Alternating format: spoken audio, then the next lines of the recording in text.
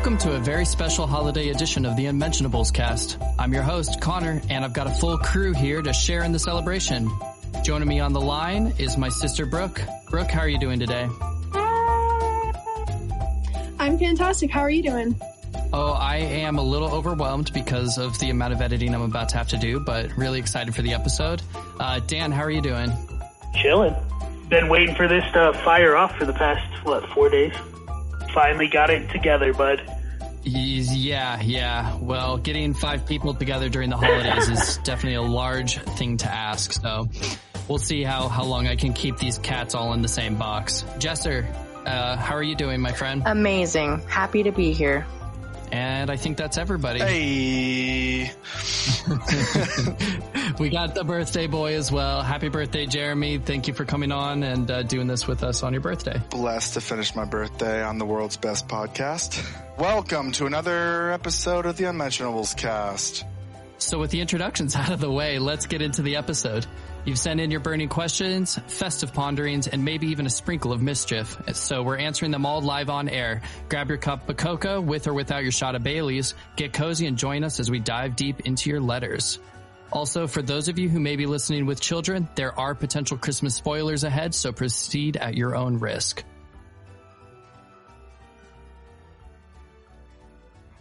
The first question comes from listener Colin, who asks, what type of traditions do you do each year to make the holiday season feel special to you and your loved ones?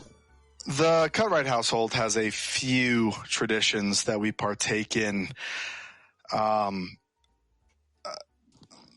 Choking. It's okay, buddy. You can tell them about the play. I don't. The skit. It's not a play yet. So the Cutright household has adopted a new tradition of a holiday Christmas-themed skit of the birth of Jesus Christ. The what? And it is production. Very in-depth paperwork, lines. We do a whole get-up. I mean, me and Jess were, we're used to the Joseph and Mary spot. And that was abruptly stolen from us this year and given to my sister and her fiance. I'm not pissed about it. I'm furious. Nepotism at its finest, right? Dude, I get you can't be on top forever. But I thought we had that locked down. I think that we brought the necessary tact, the mojo that was needed for that role. And Hollywood is a bitch. Things change and you just got to roll with the punches. Jess was the innkeeper this year. I was a wise man, which I claim to be throughout the year. But it definitely hurt a little bit. Billy, if you're listening. I've definitely done the Cutright holiday skit, and it is pretty fun, actually. I wouldn't call myself an overly religious person, but the second Billy put on the robe and she tells me, like, okay, here's your one line and here's your present to give to Jesus, like, I'm like, oh shit, I am a wise man. I have to settle in. I can't have grandma over there like judging me by not being the best wise man I can be. Oh, we had a choir this year. Billy is always on the piano. There's intermissions throughout the entire.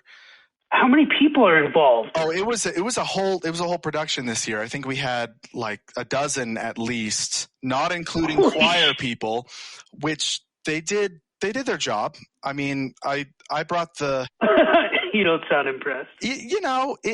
I think I brought the thunder being a wise man. I wasn't expected to sing at the quality I did, but you got to show up. It started with like only a few family members and it was just a silly little thing. And now Billy got a backdrop to where it's like a barn in the back. And then there's the, what would you call that? The cradle or the crib? The manger. So she put that on the back wall. So we had a whole backdrop this year. Aunt Susie's been the angel for several years, but she told Aunt Susie, you need to up your costume up. So Aunt Susie, as the angel, then got wings this last year. So she came out of the bathroom after getting changed into our costumes this sounds ridiculous, but this is very, very real. Has wings coming out of the bathroom. Which is some bullshit because she spent her money to secure her spot as Gabriel the angel. Whereas me and Jess, raw talent doesn't secure the spot anymore. You got to have the extras, and she went all out, and she will be Gabriel. Well, you were an athlete. You know that you could have all the talent in the world sometimes, and if somebody works harder than you and brings more to the table, you're going to get bumped. Well, that's showbiz, isn't it? Ain't that showbiz? Fucking politics, man. You know, that's a whole nother thing, and you know, I love my family. I don't agree with the viewpoint of the director, as in my mother, but you know, we're gonna rock with it, and I'm still gonna play my part. File in. Thanks for the question, Colin. Our next question comes from Angela, who asks, if the holidays were a competitive sport, what event would you dominate? Okay, I will go first. The holidays is a stressful time. I'm sure everyone can relate to that. So I take on the role as being a young adult without children and having to travel between two families as the day planner. We have a very strict regimen. Christmas Eve, we're at Jeremy's family's house, and we're spending the night there, and then at 2 a.m., we're going to finish wrapping all of our presents and get 2 hours of sleep because we procrastinated wrapping our presents. And then we're going to wake up at 7:30 and do mimosas in the hot tub with Jeremy's family. And then after that, we'll eat breakfast.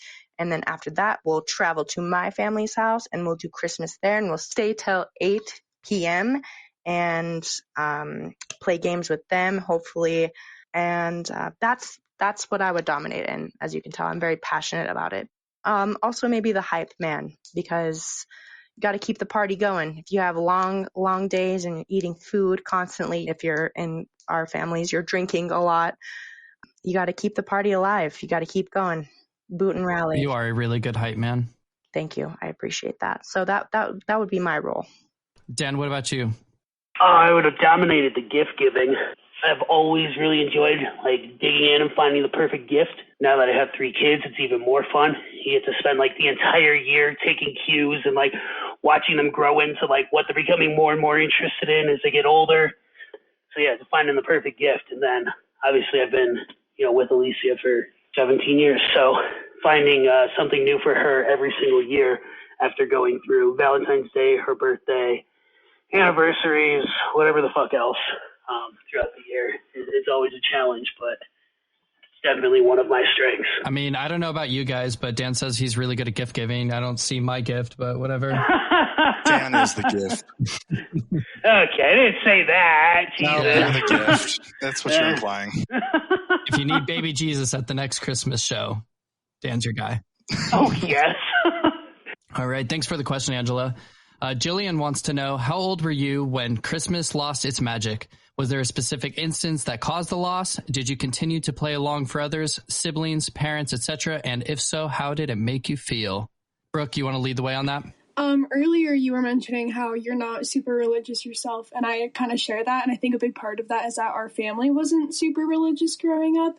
So I remember being sat down and being explained, so there's this group of people called Catholics, and sometimes they're called Christians, and they're sometimes called a lot of other things, but they all believe that on this day, this guy named Jesus was born, and that he was the Savior, so they celebrate this day. Now, we're doing it because we don't want you to feel left out. Merry Christmas. They did explain the whole Santa thing. They're like, he's magic like the Tooth Fairy. He was a separate entity, but I always kind of questioned it because I was already questioning the whole Jesus aspect of the holiday because I wasn't raised religiously. So there was always a sense of, oh, this is just another fun game that I'm playing. Cute, fun. And then I remember that the same day that my dad sat me down to tell me that Santa wasn't real, he also told me that my great-grandma died.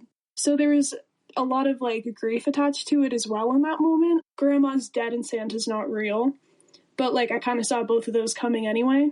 And what it was choosing to accept to believe in the magic anyway, because it was always about family and never really about the presents or this magical floating guy and his army of elves coming into your house and leaving you presents and stuff like that. It was always about family and like getting together. And it lost its magic when I was like 7, but at the same time, it also reinforced, I guess, the true spirit of Christmas. I don't know.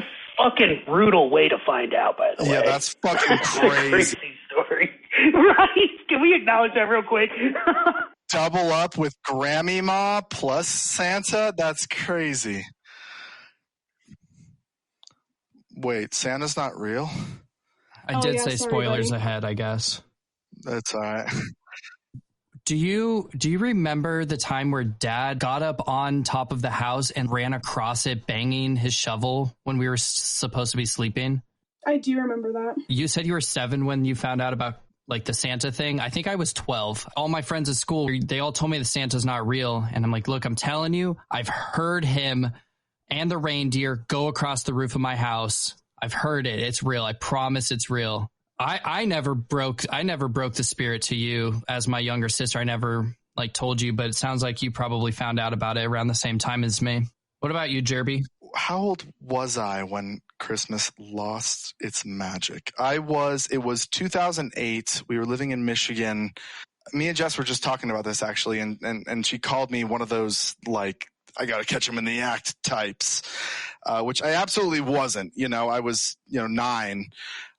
We had this awesome house with 2 staircases that bridged down to the front door and to the living room.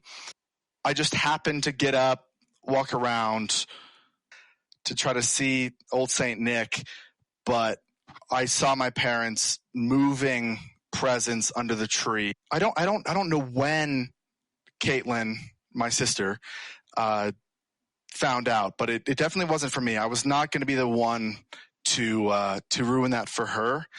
But bridging off of Brooks, I mean, completely different family growing up, very religious, and I'm proud to celebrate Christmas for what it is. For me, there's 2 reasons for the season. That is, the birth of Jesus, and then also to be selfless. It's not about Santa, but it's about, sharing those moments with people and giving. But yeah, I'm not a snitch. I'm not going to fucking rat that out and ruin Katrine's childhood, Thanks for the question, Jillian. Paul wants to know, why does my Spectrum internet only work intermittently in my garage when I'm using my Wait a minute. Now, Paul, there could be multiple reasons why your Wi-Fi connection could not be as strong as it should be in the garage, and that could be a plethora of things. Are we just bridging into the fucking real question? Paul wants to know, are you a yay Christmas or a bah humbug person? I'll lead it off. I am a very much bah humbug person. I do not love Christmas as a holiday because I think that I see it a lot for the consumerism that it is for a lot of people. And I'm also kind of... douche. Yeah, that one. I'm kind of frugal and a little bit selfish when it comes to like gift giving because, I have so many people in my life that are worthy of gifts, but I don't want to nor really have the like bandwidth to go out buying everybody stuff. So I don't know. If I want to give somebody a gift, it's because I want to give them a gift. And I feel like disguising it for a specific holiday just kind of, it doesn't vibe with me. Now, look, I've purchased you gifts willy-nilly, and you were confused about it. And then I asked you this year, hey, I'm going to buy you something. And I had something fucking rad in mind. And you told me to fuck myself and get you a calendar. I think those were my words exactly. They were. It's a really great calendar, though, ladies and gentlemen. I got him Guilty Pleasures. Every month, gorgeous Scottish men. Just throwing it all out there. I got Jeremy unmotivational quotes. And I've got 3 days before I put it up. I'm looking forward to it. Yeah, I can't wait to hear what they are. You are not a bah humbug Christmas person, Jeremy, right? Absolutely not. I love Christmas. I love every bit about it. And it's funny because this Christmas was probably the least excited I have ever been in my life to celebrate. It felt rushed. It felt real short. We had a late Thanksgiving, and it I don't know if it was Christmas itself or if it was me and I'm the douche in this. But it was more stress than it was celebration, which you could chalk up as a mindset. Absolutely. It felt different this year, which I'm sad to say. We're in the point of our lives now where me and Jess are talking hypotheticals, right? And we've had multiple conversations this year surrounding, hey, what are we going to do when we have kids? What's that going to look like? We've been splitting Christmases for 8 years now. What is that going to entail? Are we just going to, sit back and let, the fam come to us? Or are we still going to split it? Are we going to go off and do our own thing? And for me, family is such a big part of this season. I think that the biggest difference between you and me when it comes to Christmas specifically is just the fact that you have such a tight-knit family who spends it together every single year versus my family, which has always been in multiple states. Sometimes I'm with my mom and sometimes I would be with my dad growing up. Sometimes I get to spend it with my sisters. Sometimes it's not. And so I think that just the inconsistency of the holiday has kind of maybe changed that perspective for me. Side note, question coming in from Connor. Having a birthday so close to Christmas, has that made Christmas... fucking blows. It blows. Absolutely. Well, I've dealt with it my entire life, but it does hurt a little bit more because, now as we're older, people go out of town, people spend a bunch of money on Christmas gifts, and it's smack dab right in between Christmas and New Year's. So it definitely makes it a little bit harder to get the gang together. Paul also wanted me to let you know, happy birthmas. Thank you. Yeah. Thanks, Dad. Thanks, Paul. Tony wants to know, what is the best Christmas movie? Brooke, go. Muppets: A Christmas Carol. Boo. No, boo you. What are you, Scrooge himself? I was not expecting that answer. Why is it the best Christmas movie? Because I love Jim Henson and everything he does. And also, I have a personal relationship with the movie as well because I directed a children's show version of it. And I wasn't a very big Christmas person. Our sister Lily is super into Christmas. She loves Christmas. It was never my thing, almost, I think, as a reaction to her. But when I did A Christmas Carol with the Children's Theater, I felt the Christmas magic so strongly. And something about the puppets, the joy of family, and I don't know. I love everything about it. I think it really speaks true to the real truth of Christmas. And also, I love a good musical. I love Jim Henson. I was going to say Charlie Brown Christmas, but that's almost too basic. Yeah, I think you and I grew up on the Charlie Brown Christmas every year. That was kind of the one we would watch during the holidays. So that one comes to mind for me as well. Jester, do you have a counter argument? You know what? I do love myself a Charlie Brown Christmas. I also love the Thanksgiving Charlie Brown. I grew up on that as well. So definitely a stand for those. I'd say overall, my favorite Christmas movie is Christmas Vacation, National Lampoon. It's so quotable. Yeah, I knew it. I knew someone in the chat would be ready. Yes, that's what I'm talking about. Perfect Christmas movie.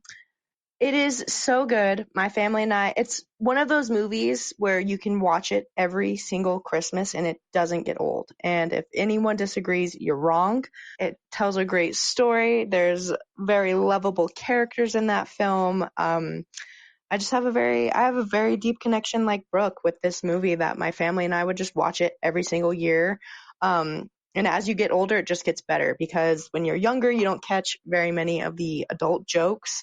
But now, you rewatch it, you're like, it's just so good. Chevy Chase is amazing. Love the Polar Express. I think that's more of a overall great Christmas movie. It brings that Christmas magic back to you of believing in Santa. And I love Tom Hanks as well.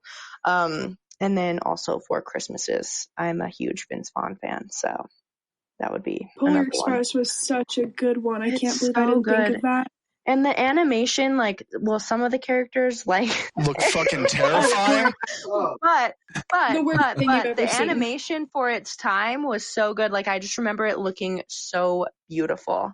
And like, if you're watching it on Christmas Eve and it's like all snowy outside and dark, it's a different kind of vibe. So I really love that one for that reason.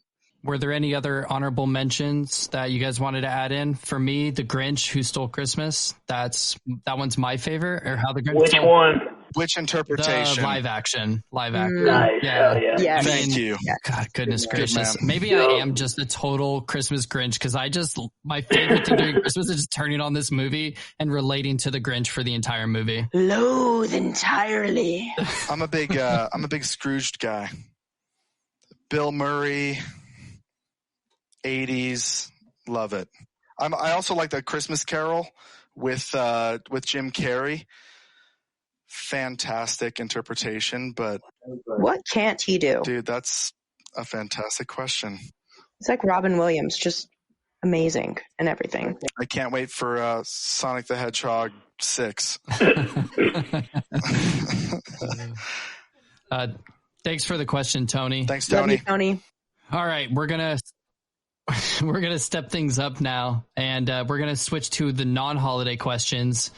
And first off, this is a really deep one, so I'm really curious on what we have to say. Dan, you're gonna start us off first because I haven't actually figured mine out. But if you were a bird, what kind of bird would you be? I've been brainstorming on this since I saw that question in the chat. I am just not bird material. They're like flapping their wings all the time.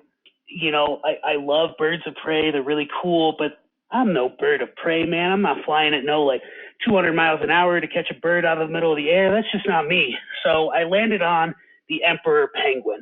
This is kind of big ass lumbering around, having a good time. You know, they get in the cold and they get all kind of stuck up and huddled up, and that's how I walk around in the cold. So plus we got a badass little tuxedo. So I think emperor penguin is the bird I would be. That is such a good answer. Honestly, you absolutely killed that question.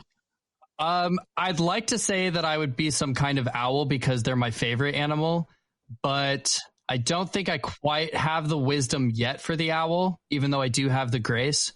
So I'm going to go with the good old fashioned crow because Nice. I like honestly, it. the crows are wicked smart. And I feel like people think crows are really mean based off of, big corn. They're seen as these like pests and these asshole animals, but ethanol industry. they're really smart. They pay attention to a lot of things like who's around them, and they'll remember you. And Crows are dope. they may not ever be a full on pet, but like they can be homies with you, and they like shiny things, and I like shiny things. There you go. That's a perfect choice too. Nailed it. Yeah. Not bad. Thanks for the question. Oh, that was Des. I don't know if I shouted that out, but thanks for the question, Des. Good one. Next one comes from Miss Alicia. She says, what makes the Unmentionables cast different from the rest of the two white male podcasts out there? And that's going to do it for the rest of this episode. Thanks, everybody, for tuning in. Just kidding. I was trying to be polite. I was like, I haven't really listened to many podcasts in my time, so I couldn't give you a real honest answer. But what I can say is that Connor's been wanting to do this for a very long time, and if you haven't listened to the previous episode, I would highly suggest listening to it because he's very passionate about it, and I don't think that it's not for money reasons. It's not for anything. I really truly believe at its core it's getting his most valued friends together and just having a conversation with them. And I think that's really special, and it's so unserious but also serious at the same time. That's what makes this special, is that maybe it's just because it's one of my best friends that hosts it, and he says, hey, I have a topic we want to talk about. And I always have really great conversations with Connor, and I know Jeremy does as well. So, that pretty much sums it up for me. Well, also, you're missing the super obvious one, which is that I have not one, not two, but 2.5, because Alexa has yet to have made her return yet. But I have 2.5 co-hosts that are female. So it's not just 2 white guys. It is 3 white guys and 3 white girls. So we're super kind of diverse. We need to start pushing up the diversity a little bit more. Do. I think that everybody that knows you, Connor, just kind of gets the notion that because you're the one that's putting it on, there's got to be some giant plan behind it. There's got to be some big goal to achieve. At some point, you'll know that you did the thing and can move on, right? There's got to be a plan, right? Connor's running it. But I think for like the first time, there's just not. And you're just like, I just want to see what kind of fun time we can have and what kind of shit we can come up with. 1,000%. Like when you think of Connor, you think of like the guy that absolutely plans everything. Everything needs to be put to the minute, to the hour. And when it comes to this show, like he's doing it for the fun of it. Oh, there's a plan. Thanks for the answer. I just took a piss break and grabbed another beer, and I went outside, and no joke, I heard an owl. I'm not fucking lying. It was I'm outside peeing, and it goes hoo hoo hoo. And I thought, wow, how majestic is that? I thought for sure Connor was going to say owl and stick with it because I know that's his favorite animal. So I was like, no way he doesn't pick owl. And I didn't hear the rest of the answer. Did you say something other than... He said crow. Oh, because they're fucking wicked smart and they bring you shiny things? Yeah, sure. Nailed it. Okay. Jeremy, what makes our podcast different than any other white male podcast? That's a fantastic question. We're just way more fun. That's my answer. All right, cool. Thanks for the question, Alicia. Zach wants to know, what is a 5-year goal that you have? Anybody have any good 5-year goals? Misread it then. Who cares about my 5-year goals? Who fucking cares? I want to hear. I don't know. All my goals kind of start and end with my kids. So the oldest would be 16 then. The youngest would be 13, 12. I don't know. Survive high school with 3 kids in high school at one time. That's my 5-year plan. Just survive. There will be a point during that time of my life of which I have a freshman, a junior, and a senior all in high school. So. Brooke, you got any really profound 5-year goals? I've been sitting here and trying to think, kind of opposite to what Dan was saying. I'm in a completely opposite time of my life than him, where he's in that point where he's where he's at with his kids and everything. I'm freshly 23, so I feel like my 5-year goals are kind of my overall goals as well, like where I'm going. I would say stop working as a server and like getting work as a writer would be sick.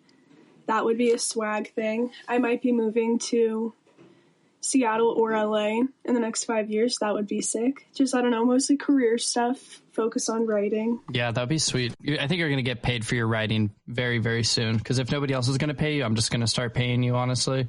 That would be pretty fun. Honestly, you might just start writing episodes for this podcast once we, start making a ton of money on it. I mean, while we keep making a ton of money on it, because that's what's already happening. This is a great point to talk about Patreon. Hold on, you're making money already? He's like, hold on, where's my check? You'll just start paying everybody to go take acting lessons if you're going to do that, to be honest with you.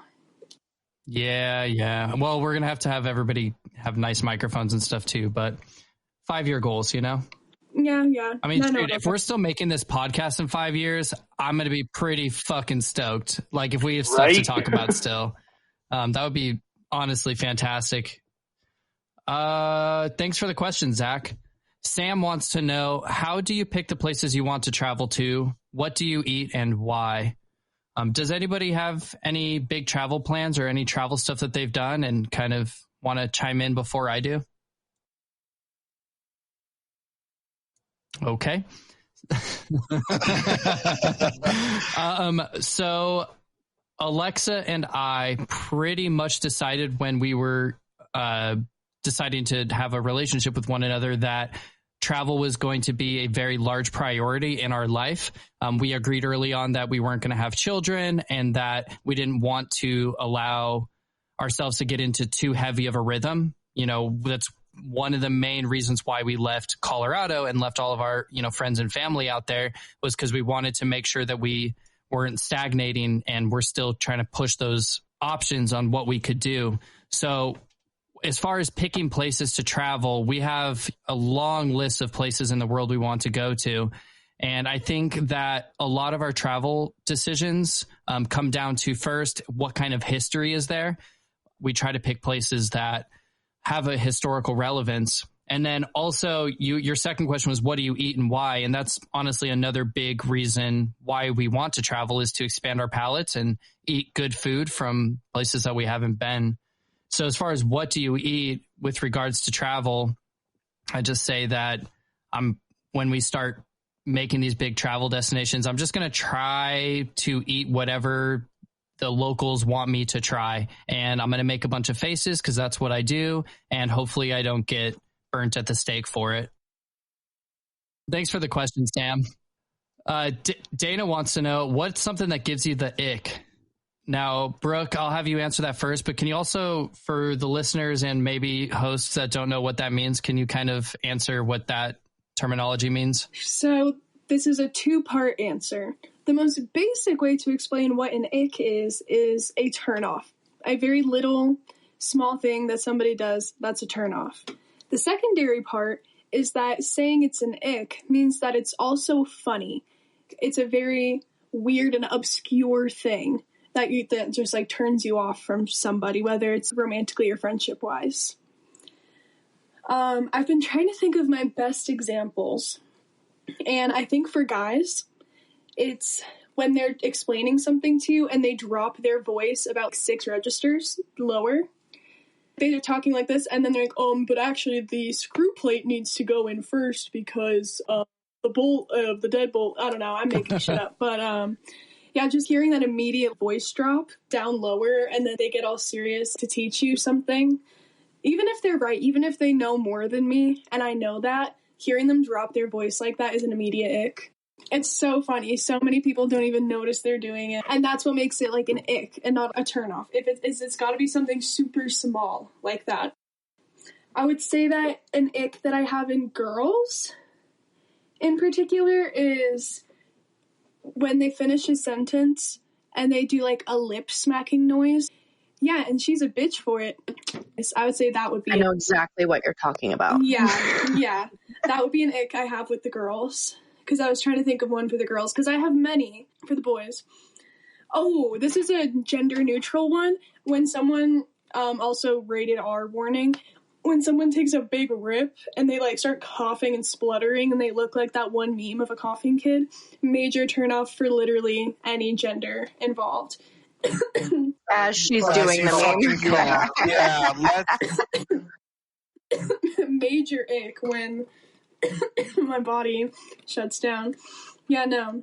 Yeah, that would be my biggest icks for sure. So let me take a moment to explain why we do. Get out of here. That's all I got. Actually, I think he was trying to... Oh, sorry, please go. No, it's the actually, yeah, fuck that. God. So many. Ick is a very, as she said, obscure little thing. So I kind of generalized it. So same thing, gender neutral. Jeremy and I share this same ick. So it's when you're talking to somebody or you're telling a story or explaining something, someone else has something to add, but they are not really listening to you. They are solely just waiting for their opportunity to speak.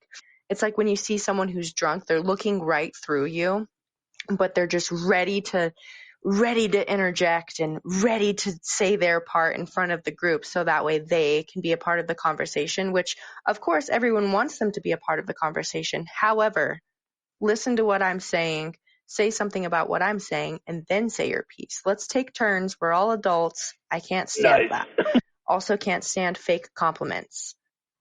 It's either when you first meet somebody or it's somebody you don't necessarily get along with or maybe not be very close with, and they have something to say about your appearance or your outfit or your earrings or your makeup or your hair or your shoes or whatever it may be, where they're like, oh my God, I love your eyeliner today, or oh my God, I love your shoes, or this, like immediate compliments. I don't like. That's an ick for me.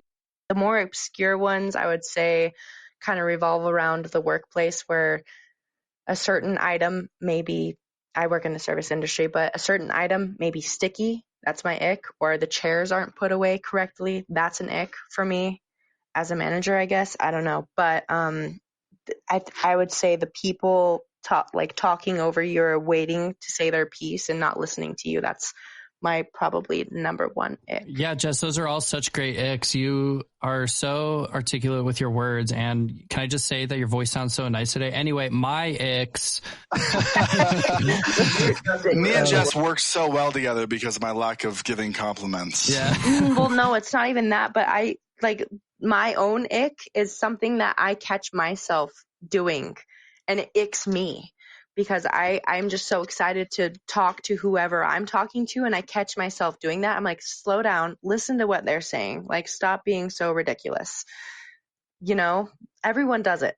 Everyone does it. So just everyone who's listening, be mindful about how you're speaking and don't do that anymore, because it annoys somebody and it annoys me. So, you guys ever see someone who is like very clearly dehydrated out in like a sunny day and they get the little white crusties on the side of their mouth? Oh, that's a that good is like one. a huge That's ick for me. Such a good one. You know, my ick is when someone doesn't tell me I have the white crusties, or someone doesn't tell me I got a boogie. If I go 30, 45 minutes with a boogie in the chamber and y'all didn't say anything, that's ick territory for sure. But isn't it also so another ick, excuse me, we're gonna go off on another tangent, is when you're talking and you accidentally spit, right? And you're like, oh my gosh, I'm sorry, I spit on you. And then Jeremy, what he does immediately, he goes, ugh, you just spit on me. I know I just spit on you. It depends on the person. If Jess spits on me, I'm going to let her know she fucking spit on me. But if it's just some random schmandom, control your spits. A nick that I have is when people spit on other people. Just get so excited. Okay, this wasn't your question, so I don't know why you are talking. Oh, well, Dana, thank you for the question. Hopefully you got a couple of good answers there. The next question comes from Katrin, who asks, is marriage really hard, or do people just choose partners that make their lives harder? Dan. Why'd you pick me for this one? I don't know. Questions like this are so tough. Everybody's like, it works 1,000 different ways, but what it doesn't do is work without the work. You got to be willing to put in the work. It's never going to be perfect and easy just because you love each other. It's not how it works. Like, the love is what gets you the motivation and the discipline to work on it and make things good every day, every week, every year. Because no, it's not just going to come easily. Anybody that says that it does is lying. It's extremely difficult, especially when you start adding pieces to that family. You know, it gives you clarity and vision in your life, and it allows you to have somebody that's always by your side to help you work on those problems. And as long as you're both reasonable people who understand that that's just another human being on the other side of the relationship, then you both should be willing to put in that work. So it's a combination of both. I'd say the most important thing is just find somebody else who's willing to put in as much work as you. And if you were to give somebody who's engaged right now, like a piece of advice for their marriage, this was like one quick piece of advice that you would give them. You got to find somebody that's going to match your level of work. Both of you are going to be good at different things. You just got to be able to work together and have the pieces come together like a cog in a machine. And it's not easy, but damn it, it's worth it. Should probably have one ready to go, considering one of my best friends in the entire world got engaged yesterday. Did Noble just get engaged? He did. Holy shit. Who's his wife to be? Her name is Sarah. I've only heard great things about Sarah. The one thing. Congrats, Sarah and Noble, if you're listening. Yes, Jerry, you all have been not married, but married since the dawn of time. How would you answer that question for Miss Katrin? Life is pain. Anyone who says differently is selling something. I'm blessed because I have Jess. which, she is absolutely the greatest person I've ever met in my entire life. So it's hard to relate with that question with the exposure that I've had in love. I think from the sample size that I have of 2 months and some change, marriage is a breeze. And there's always going to be something down the road that you'll have to work on, and you'll have to talk about and come to a reasonable conclusion with. But right now in our lives, we haven't been met with that. And, that could be met with, hey, you guys are, too naive. It's too early to say that. And I'm waiting for that opportunity because I'm not worried at all. But I've been with Jess for 8 years now, and it was in our immature stage, one might say, and life will always bring its struggles. But it's hard for me to answer that question because I haven't been exposed to someone who would intentionally make my life more difficult. Well, what about you, Jess? Because I know Jeremy makes your life difficult day in and day out. So please be nice. It's his birthday, remember? Yes. Oh God, you're right. I don't think it's marriage that is difficult. I think it's relationships in general that are difficult, and not necessarily difficult. They all come with challenges. If someone is deliberately trying to make your life hard, I don't see a reason for them to be in your life. I've been extremely blessed, and we haven't been married for very long, and I know that when we decide to start a family, that completely changes things. And I mean, the marriage title for Jeremy and I didn't change things whatsoever. Like, nothing changed in our day-to-day lives. Nothing changed with our attitudes or our moods towards one another, which is super cool because you get the question, how's the married life? And I give them the same answer where I'm like, well, nothing's different. I just had to go through a bunch of fucking paperwork to get my last name changed. But other than that, day-to-day life is the same, and we're happy and healthy, and that's all that matters. So I think it's definitely more so, not that marriage is hard. Any relationship is hard. Hold on. You went through all of that work getting your last name changed to become a shuffle bottom? I thought he was taking your last name. I tried to convince him for I don't know how long. Your father tried to convince me. Okay, well, that's because the name Smith is very strong, and it dies with me since I am an only child and I am a female. The last Smith to ever walk the planet. Yeah, that was it right there. The Smith name goes. It dies with me and my family, so that's what I'm talking about. But I think Cutright is still a very strong last name, so I accepted it. But the Social Security office was a bitch to get an appointment for. So anyone who's looking to get married, Noble and Sarah, good luck with that. Thanks for the question, Katrine. Myra wants to know, what is your favorite book that you read in 2024? So I will pass the torch off to our avid reader, Brooke. What do you got for us on your book list from 2024? My favorite book that I read this last year was The Ballad of Songbirds and Snakes from the Hunger Games series, the prequel. Freaking amazing. So good. And it was definitely really relevant to modern times as well. Hunger Games, when it came out, was also super relevant, but this elaboration was really interesting in terms of reflecting on what's going on in the world too, I think. No, it was super interesting, super deep. Love the characters. I love Hunger Games. Such a good book. Not a great Christmassy answer, though. We're well past the Christmas part of this talk. I read a book called The Humans by Matthew Haig. Shout out to Jillian for suggesting it to me. It's become one of my favorites. It's kind of a shorter book, which I really like. It basically covers a alien who comes down to Earth and has to pretend to be a human. And so it's from an alien's perspective of what is humanity all about? And it ends up turning into a really big discussion on humanity and self-reflection and, becoming human and how to be a better you. So he kind of catches you because for the first half of the book, it's all about, kind of a clever, humorous description of what humanity looks like and how silly some of the stuff we do is. But by the end, he kind of catches you up in a whole world of nerds. I don't want to spoil it, but everybody should read that book. And it's not super long. Any other good books?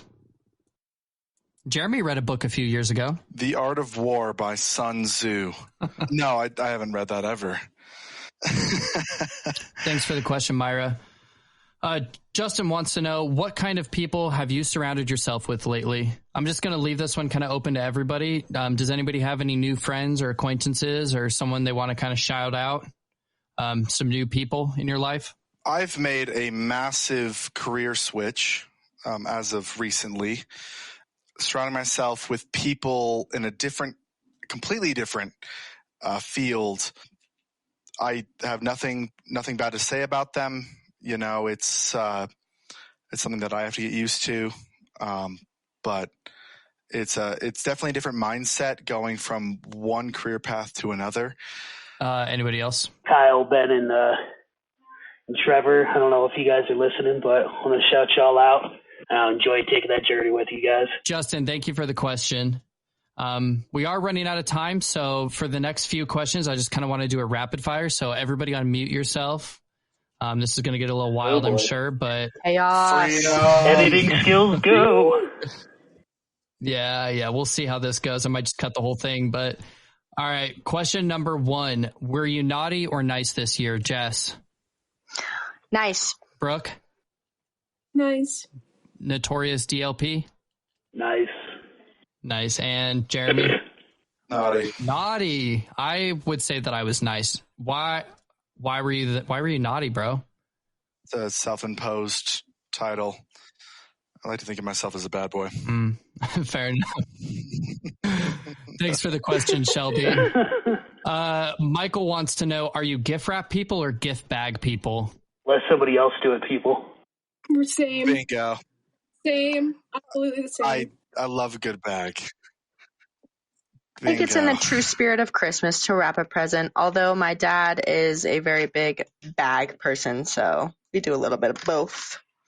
YouTube. Wrap anything on YouTube. Does come through every year if I do decide to gift wrap. Thanks for the question, Michael. And our last question comes from Big Daddy, who wants to know, would you rather have to cosplay as a Christmas tree for the week of Christmas or wear elf shoes that jingle for the entire month of December? Dan, I really want to know what you have to say about this. Would not catch me dead with jingles on my feet. That shit would drive me insane. So we'd catch you alive for an entire week of Christmas wearing a Christmas tree outfit? Yeah, I think I could pull that. It'd be hot as hell, but yeah, I think I could pull that off. How big is the tree? You know, it's got to be like Dan-sized, definitely right? Dan-sized. We're doing it. I don't know. Right? Yeah, Jess, it's a Dan-sized Christmas tree. I would go elf shoes. Fuck wearing a big-ass Christmas tree. And Whoa, are you saying Dan's big? I wholeheartedly disagree with you, Jess. Okay, well, the shoes is not a big deal. Wearing a whole ass outfit for a week, like, yes, I'm wearing the shoes for a month, but they're just shoes. So, shoes all the way. But think about the customization. Dude, for a week, you get to change the ornaments, you get to change the topper. I don't even brush my hair. You gotta switch things up. But it's like a really, really itchy sweater. Accessorize. See, and I'm really big on texture and like feel, so nah. I'm on Jingle Bell shoes side. Jingle Bell shoes all the way. I would end up shoving those jingle bells up somebody's ass before the Christmas season was over. No. Where do I sign up for that? That sounds like an upside to me. Yeah. Or an ornament. Okay. I also choose shoes. Shit together. I think with that, we'll wrap up this week's episode of The Unmentionables. A huge thank you goes out to everyone who submitted questions. If yours didn't make it to the final cut, my apologies. I can only keep these co-hosts in check for so long. To the listeners, Barbara, Billy, Marcos, Miles, Susan, and Andrew, keep a close ear to the podcast because your questions may end up kicking off a future episode. Thank you, Dan, Brooke, Jess, and Jeremy for coming on to do the show. And I think that's going to be it. Thanks, you, Connor. What an amazing host. Always Love you, a blast. Oh, yeah. Happy birthday, Jeremy. Happy birthday, Jeremy. Happy birthday. Happy We're not birthday to Yeah, this will be our outro music. Happy birthday to you. Don't forget to subscribe to Patreon.